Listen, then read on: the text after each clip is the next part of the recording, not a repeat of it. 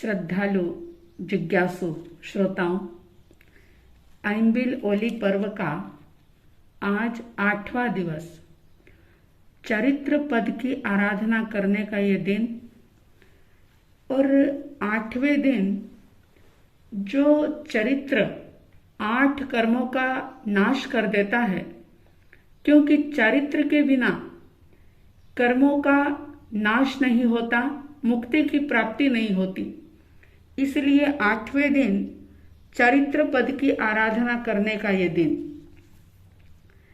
जैसे ज्ञान का काम होता है प्रकाश करना, जैसी हमने बात करी थी कि ज्ञान सूर्य से भी बढ़कर है और प्रकाश करता है, भीतर के अंधेरे को दूर करता है।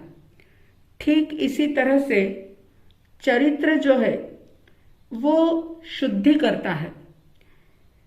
ज्ञान अगर सूर्य है तो चरित्र पानी है।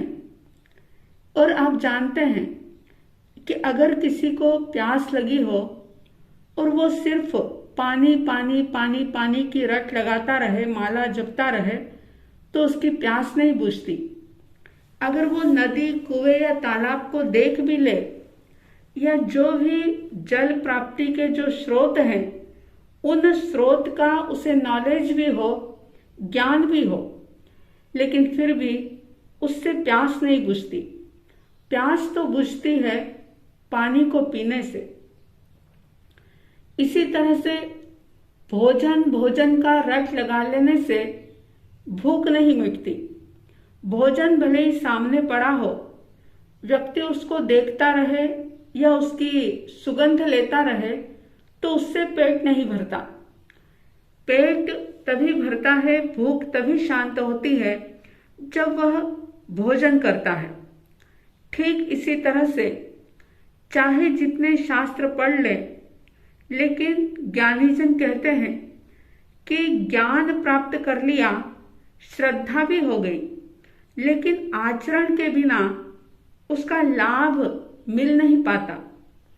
और ज्ञान को अपने जीवन व्यवहार में उतारने का नाम ही चारित्र है।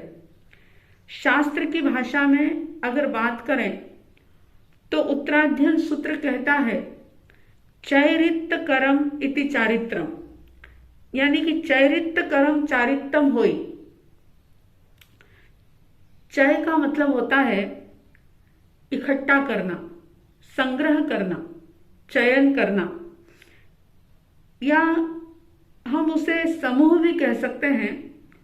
और रिक्त का मतलब होता है खाली करना।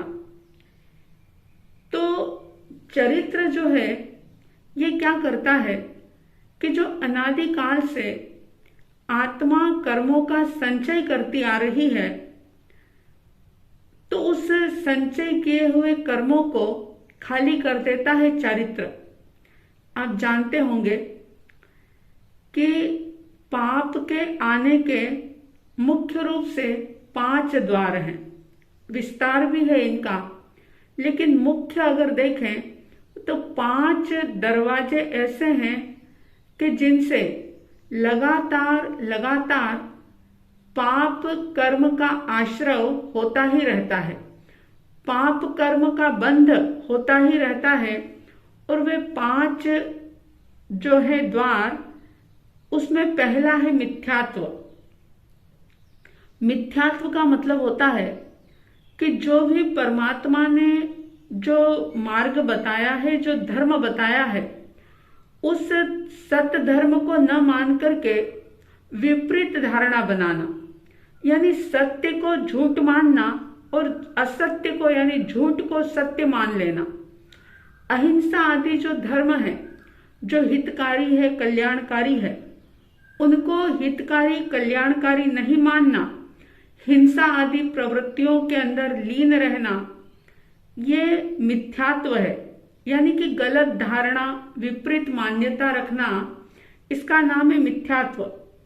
और आज से नहीं, अनादि काल से ये जीवात्मा मिथ्यात्व रूपी रोग से बीमार बनकर के निरंतर कर्मों का संचय कर रही है। कर्म का संचय करने का दूसरा द्वार है अविरति। अविरति का मतलब है किसी भी प्रकार के व्रत पचकार नहीं होना, वस्तु के प्रति, व्यक्तियों के प्रति, यानी कि आसक्ति का भाव रखना, भोगों की लालसा के भीतर में होना। इस प्रकार से फिर चाहे वो खाने पीने की लालसा हो, घूमने फिरने की हो, इच्छाएं भीतर में बनी ही रहना, यानी कहीं पर भी इच्छाओं का कंट्रोल नहीं होना, ये अविरति होता है। और इसी तरह से अविरति के साथ साथ प्रमाद से भी कर्मों का बंधन होता है। प्रमाद का वैसे तो बहुत गहरा अर्थ है। प्रमाद की अगर बात करें तो कई घंटों सिर्फ प्रमाद के ऊपर बात की जा सकती है। प्रमाद और आलस दोनों में बड़ा अंतर है। प्रमाद का मतलब होता है कि आत्मा को विस्मरण कर देना, खुद के अस्तित्व का बोध ही नहीं होना। और आलस का मतलब होता है जड़ता। आलस का संबंध शरीर से है और प्रमाद का संबंध आत्मा से है। तो आलस शरीर का होता है, लेकिन प्रमाद जो है, जब प्रमाद हावी हो जाता है अपने ऊपर, तो क्या होता है कि भौतिक वस्तुओं के प्रति व्यक्ति के मन में उत्साह का भाव रहता है। वह चाहे बीमार भी है और उसे ग्राहक नजर आ रहे हैं तो वो आराम नहीं करेगा, पैसा कमाने के लिए दौड़ पड़ेगा।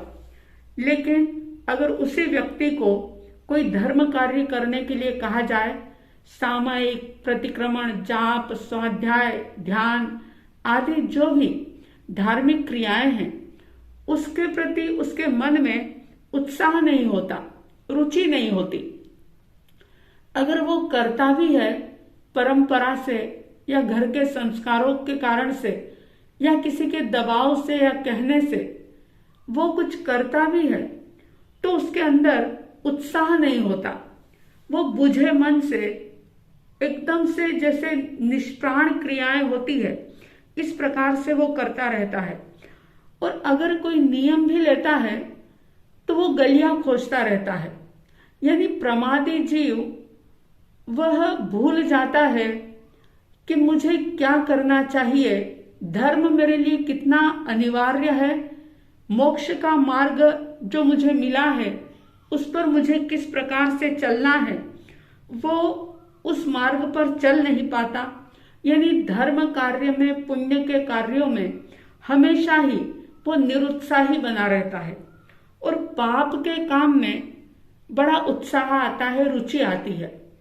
अगर आत्मा की बात की जाए, अगर धर्म की चर्चा की जाए, तो थोड़ी ही देर में उसे उबासी आने लग जाती है, आंखें बंद होने लग जाती है, यानी नींद के झोंके आने लग जाते हैं।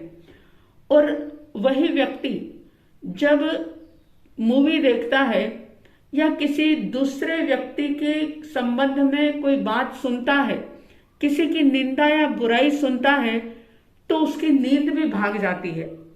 यानी कि मतलब ये कि प्रमाद अपने भीतर कितना है, इसको देखने का ये पैमाना है कि शुभ कामों में आत्मा की चर्चा में रुचि है या नहीं, उत्साह है या नहीं।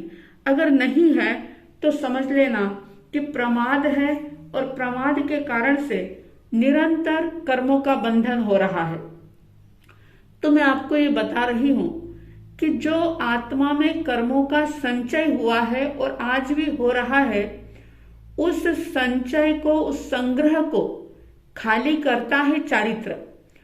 तो संचय कैसे हुआ? मुख्य रूप से 5 कारण हैं: मिथ्यात्व, अवीरति, प्रमाद, चौथा है कषाय। कषाय का मतलब होता है क्रोध, मान, माया और लोभ। अब देखिए, रात दिन व्यक्ति इन कषायों के अंदर जी रहा है और इन कषायों के कारण से वह निकाचित कर्मों तक का भी बंद कर लेता है। और इसी तरह से योग मन, वचन, काया की जो भी प्रवृत्तियां हैं, वो जितनी अशुभ होती है उतने ही ज्यादा कर्मों का बंधन होता है। तो ये 5 द्वार जो कर्म बंध के कारण हैं, विस्तार भी बहुत है, लेकिन संक्षिप्त में इन 5 को समझें और जो कर्मों का संचय भीतर में हुआ है उसे चरित्र के द्वारा ही खाली किया जाता है। इस बात को हमेशा ध्यान रखें, क्योंकि चाहे ऋषभदेव भगवान हुए हों, चाहे महावीर स्वामी जी हुए हों, चाहे अन्य कोई भी तीर्थंकर हुए हों, जो भी व्यक्ति, जो भी आत्मा मुक्त हुई है, चाहे वह सामान्य केवली के रूप में, चाहे वह तीर्थंकरों के रूप में, जो भी मुक्त हुए हैं आज तक, वे बिना चारित्र के नहीं हुए। बिना चारित्र के कोई भी जीवात्मा मुक्ति को प्राप्त नहीं कर सकता। और हाँ, चारित्र का मतलब सिर्फ वेश परिवर्तन से नहीं है। वेश परिवर्तन का नाम चारित्र नहीं। इस बात को बहुत अच्छे तरीके से याद रखें कि वेश परिवर्तन कर लेना, केशों का मुंडन कर लेना बहुत आसान है, लेकिन वेश परिवर्तन के साथ साथ आपका अंतर बदल जाए, आपके भीतर में परिवर्तन आ जाए, यानी कि भाव चारित्र आ जाए। जैसे कि मरुदेवी माता, जिन्होंने दीक्षा नहीं ली, लेकिन दीक्षा ना लेने के बावजूद भी उनको हाथी के ओहदे पर बैठे बैठे केवल ज्ञान और केवल दर्शन की प्राप्ति हो गई। बिना चारित्र के कोई मुक्त नहीं हो पाता, और मरुदेवी माता भाव चारित्र को धारण करके सिद्ध बुद्ध और मुक्त हो गई। तो कहने का अभिप्राय कि दर्शन और ज्ञान के साथ साथ, यानी सम्यक ज्ञान सम्यक दर्शन के साथ सम्यक चारित्र भी बहुत आवश्यक है। और सम्यक चारित्र जो है वही कर्मों को रिक्त करता है, आत्मा को कर्मों से जुदा करता है, कर्मों से मुक्त करता है। तो चारित्र की अपनी बहुत अद्भुत महिमा है। चाहे आप चारित्र धर्म को स्वीकार कर सको या ना कर सको, लेकिन अपने जीवन में प्रतिदिन ये भाव जरूर रखना कि वो दिन धन्य होगा जब इन सारे प्रपंचों से, आरंभ और परिग्रह से मुक्त होकर के आगार से अणगार बनेंगे। वो दिन परम कल्याण का होगा। आप सबके भीतर चारित्र के प्रति अहोभाव जागे, चरित्रधारियों के प्रति, साधु साध्वी भगवंतों के प्रति श्रद्धा का भाव जागे, भक्ति का भाव जागे। ऐसी साध्वी द्वय की तरफ से हार्दिक हार्दिक शुभ मंगल भावनाओं के साथ जय प्रभु महावीर, जय गुरु आनंद।